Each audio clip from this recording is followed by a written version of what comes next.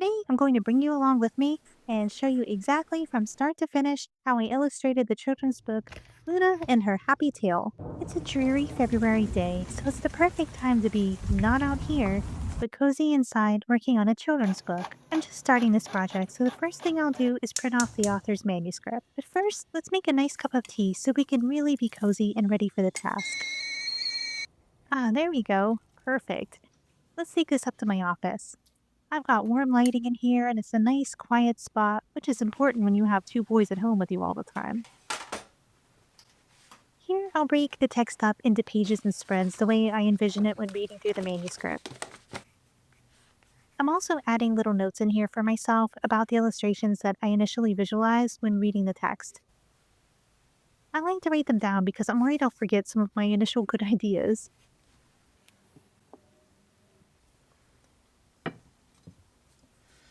Oh, how rude of me. Here, have a sip. Wait, did the unicorn's horn just poke you in the face? Someone didn't think this design through. I also include notes of things I need to ask the author. Like, in this case, the story mentions Luna's favorite toy.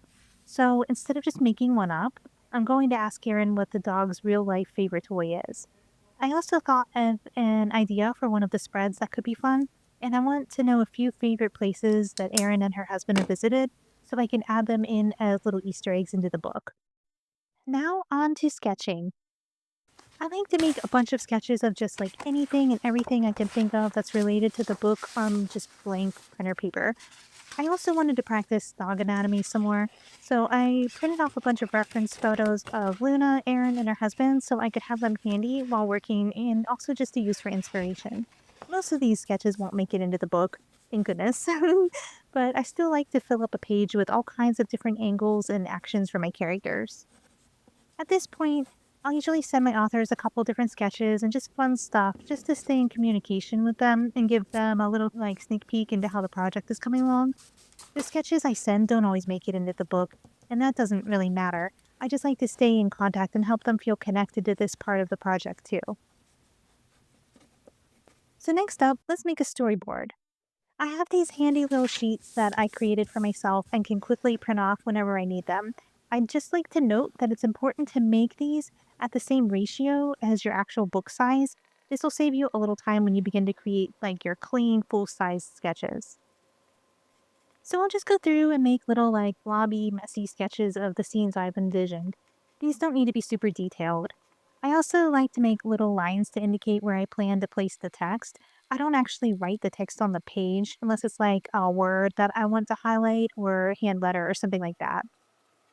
And sometimes I hit a creative block when it comes to certain spreads, and that's okay. I don't necessarily work in order from one page to the next. I'll just fill in the pages that I have ideas for, and I'll come back later for the others. You always get an idea for the ones you're stuck on eventually. I actually get a lot of ideas in the shower or like when I first wake up in the morning. I don't know, does anyone else? When do you get your best ideas? Let me know in the comments below. At this point, I'm just getting any and all ideas down on the paper. These aren't set in stone, and sometimes the thumbnails do change. Some people even make like a couple alternate thumbnails at this point so they can work through their options and see what flows best for the book. I don't generally do that. I try to just do all my thumbnails on this sheet, but then I'll go back and change some. If I don't like it, I'll just like make a new one on a separate piece of paper. But this time, the thumbnail process got super messy. So I decided to just move to my iPad and do the rest of these digitally. There are some sketches I want to use from my initial like brain dump of sketches. So what I'll do is just snap a photo directly in Procreate using the add photo function, and then this will place it in a new layer on my canvas. I can resize it and simply trace over it and make a cleaned up thumbnail this way.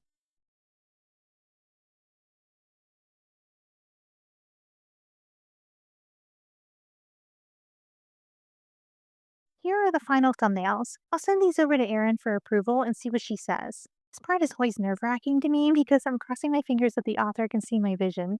Shockingly, everyone I've worked with so far has been able to understand my vision with these like super messy sketches. Okay, she loved it. Yay! And she even liked those special destinations turned into luggage stickers. Now that these have been approved, It's on to creating the clean sketches of the actual book size. This is my finished page of thumbnails, and I usually don't do them this detailed. Usually it's just a little bit more of an idea of where I'm going to place things, and like the dog wouldn't be so detailed and things like that. But this time it turned out to be pretty detailed, which will make my clean sketches even easier. So what I will do is I will just copy the just spread and paste it into a new document and then make a cleaned up sketch of it. So I have all of those done, and here's what they look like. So I just copied the rectangle from the thumbnails, pasted it in here, and then I just scaled it up so it was actual size. And then I just trace over it and make a clean sketch so it's just nice and easy for when I go to my coloring stage. And it's also nice to be able to give this to my client so they can look it over and make sure they approve everything, because my thumbnails aren't always that clean and it might be hard for them to tell like where I'm going with a particular concept on a page or things like that without seeing a nice cleaned up sketch. So here are my cleaned up sketches. I don't have any video of this because I did it outside. It's been beautiful spring weather here, and I like to draw outside. I get a lot done when I'm out there, so I didn't feel like setting up a camera and everything like that when I'm outside. It's kind of weird anyway. I have a camera pointed at you on the front porch.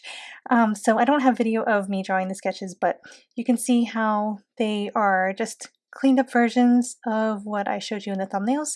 And I typically also have this guide in here too. So I have my margins, and this is just one that I made for myself so I can position things properly and make sure that nothing's going to be cut off from the edges of the page or fall into the gutter. So I just kind of flip through here, and I do paste in my text as well so that I can have the text positioned in the page. I don't always do that. Sometimes I'll just put like lines there to indicate where the text will be, but I think it is nice for my client to be able to see what exactly is going to be written on this page and like how the page is going to look, you know, without the color. And having them clean like this and just like really solid sketches will make it so much faster when coloring.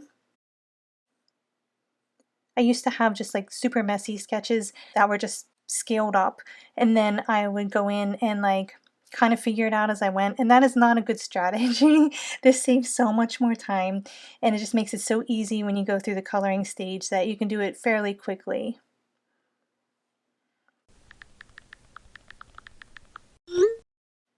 So that's all my sketches, and then the next thing that I do is I plan out my colors.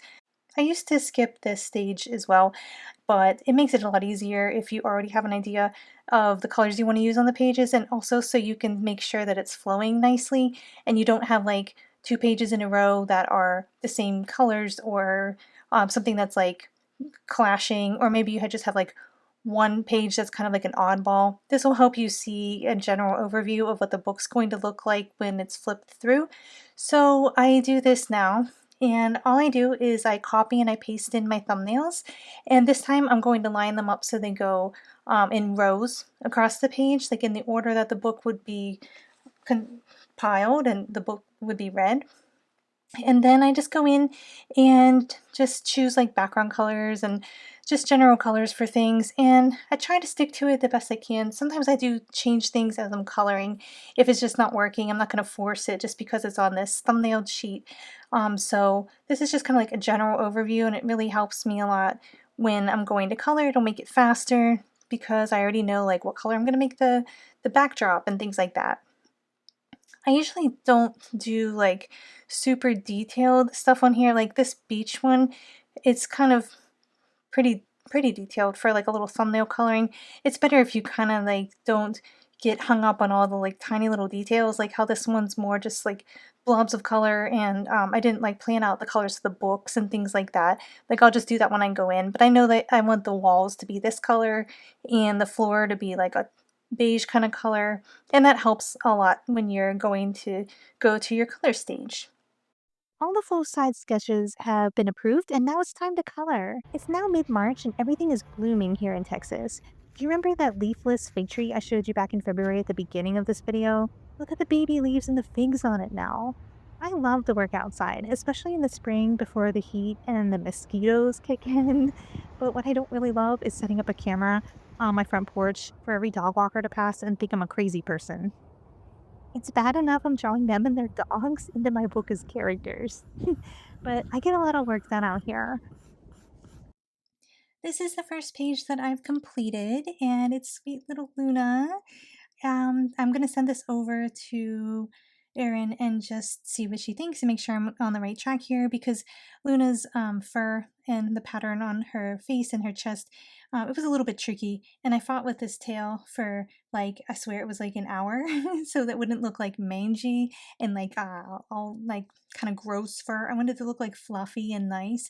And it took me a while to figure out how to draw the strands so that it would look nice and not like pieces of yarn or something terrible.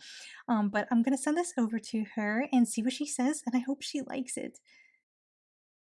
Okay, she loved it, so I can move on. Now I know this face is good to go for the other pages because it was a little bit tricky to try to just get like the white pattern on her chin and but she does have like a little bit of gray here below her nose because she's getting older, so I wanted to add that in. And even though some of these details won't necessarily show up when the book goes to print, you're not going to see like every last little like stroke and piece of fur. Sometimes a little bit gets lost when it's printed. I still like to add it in there and just have it look really like complete, especially when the character is really zoomed in like this. This is an 8 by 10 book, so this page is going to be large. So let's say like about this size. If I turn my iPad to be like portrait mode, the page is going to be like something like that. So the dog's face is going to be quite large when it's printed. So I do want to add in more detail when it's really zoomed in on the character like that.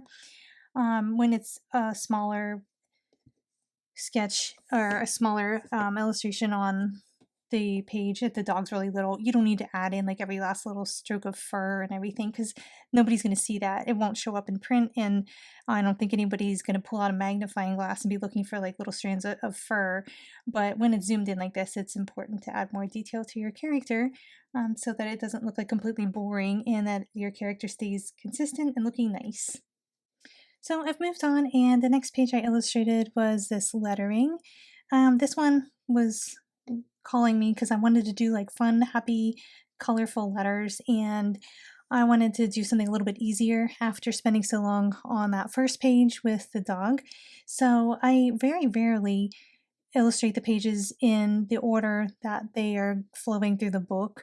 I kind of jump around and work on usually like the one that I'm most excited about first. Wasn't necessarily this dog, but I want to make sure that I got the character right as far as like the color and the shading and everything before I moved on. So I just went ahead and did that one first since I was like fresh and ready to go.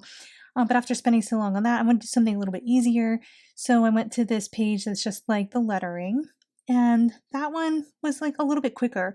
So then I can move on to something maybe a little bit harder. So I went ahead and started working on this one that's like a scene inside of the house.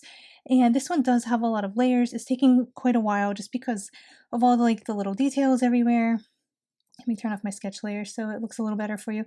But I wanted to add in lots of like little fun things, and it just takes time adding in like all the little stuff around the house and lots of details. So it's quite a few layers. I do consolidate my layers and try to plan them strategically the best I can because you'll quickly run out of layers in Procreate, especially with a canvas that's this large.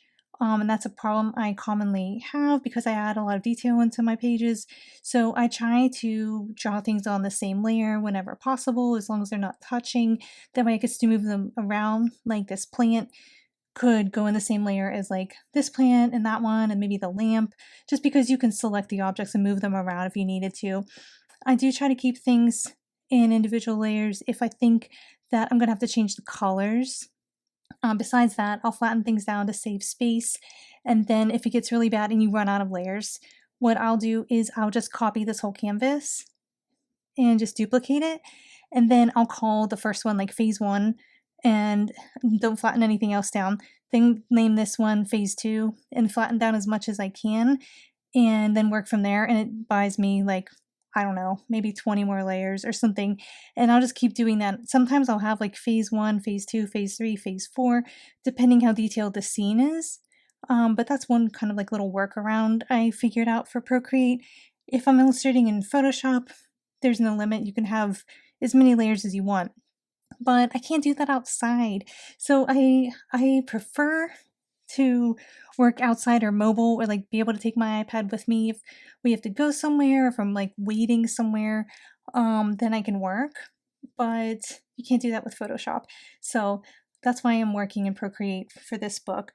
If it was like in the winter, like really cold, and I was going to be home and like at my desk anyway, then maybe I would illustrate this in Photoshop. But anyway, so there's some little funny things and nuances about Procreate that you figure out when you're using it, like when you run out of layers, you just figure out like workarounds. But that's worked for me. So I'm almost done with pages 9 and 10, and then I'll send over those 2 just so I can show her, like, what I worked on this week, and then I'll move on to the next one. I was kind of interested to do this one next because, I don't know, it's just fun, and, like, it's not super detailed. I can focus on the dog and not worry too much about, like, the sky and stuff. So I think I'll probably do that one next, especially after doing one that's so time consuming. Like, this has taken me half the week. I do also homeschool my kids, and I take care of everything around the house and like stuff like that. So I do have to work in like little windows of time. So sometimes it'll take me a little bit longer, but I work any chance I get. So I'm pretty efficient. And it's still taking me like half the week. So I'll probably move on to like an easier page next just to have some more traction and some progress so I can show her some more pages. And also, as you see pages getting filled in here in like your little grid and they're colored, it's also motivating to keep going. Sometimes I'll print out this one and just like tack it up on my wall, and as it complete spreads I'll just cross them off. So I like to have some kind of like visual aid of my progress and to see how many pages I have left, kind of also so I can plan my time accordingly. So that's been helpful for me. Well, I hope this is interesting and helpful for you too. And then I'll show you some more progress as I finish up these pages and when I compile the book. I've sent a low res PDF of the entire book to the author and had her double check for any errors one last time. This is really important because next will be converting our files. Let me quickly walk you through my process for preparing my files for print. Lately, I've been converting my files in Photoshop. Of course, there are other ways you can do this. I export all of my Procreate files as Photoshop documents and I airdrop them to my computer. I open the PSD files in Photoshop, then go to Edit and select Convert Color Profile from the drop-down menu. You're going to convert your RGB file to CMYK by choosing US Web Coded SWOP V2 from the Profile menu, and then hit OK. This is going to flatten down all of your layers, though. Now you're going to save a copy. Don't save over top of the original. I like to make a new folder named CMYK Files just to keep things organized. And when you go to close your document, be careful not to hit the save button because it will save this flattened image over top of your original Photoshop file. You'll really notice the effect this has on images that contain a lot of blue tones. So you can check the preview box to toggle it off and on and see the difference. Even though this looks kind of like drab compared to the RGB profile original, it will print nicely. Again, I'm going to save a copy, then be careful when I close the document to press Don't Save. Now, because of the way the books are bound when using KDP, I need to split the pages. They are perfect bound books, which means the pages are cut and then glued into the binding. So I'll go through and open each of my 2-page spreads and crop them to the proper size. You'll need to check the exact dimensions that your printing press needs, but for these, I'm cropping them to 8.125 by 10.25 inches for an 8 by 10 inch book. So now I'm saving each individual page, paying careful attention to naming them properly with their page numbers so that it's easy to create a PDF for all the pages later. Again, I'm saving these as a copy and I'm pressing Do Not Save when closing the document so that it doesn't save over my originals. This process isn't really hard, it's just really tedious. Once you get into a rhythm, it does go faster, but you have to be careful not to go on like autopilot and accidentally save over top of your files or something silly like that. Because this is such a painstaking and tedious task, I always have my authors double check the book for errors or any last changes before moving to this stage. I also double check by reading this book aloud, and I ask someone I know, usually my sister, to take a look through it too. You can't have enough eyeballs on this thing to make sure nothing slips past you. If you're using KDP to print, you'll need a PDF that you can upload for your book's interior. I create mine directly in Photoshop by reopening all my pages that I've kept organized and named in sequential order. Once those are all open, you're going to go to File, Automate, PDF Presentation. You'll see all of your file names over in the source files list at the left. You can sort by name, and if you've numbered your pages properly, then they'll go in the proper order. Double check your pages, make sure they're in the order that you want, and then press Save. You can name your file and then press Save again. This box will pop up where you can adjust your settings. I changed my file quality from high quality print to press quality, and I'll just double check the file size to make sure it's within the limits for KDP. KDP has a really thorough and searchable FAQ section and help page.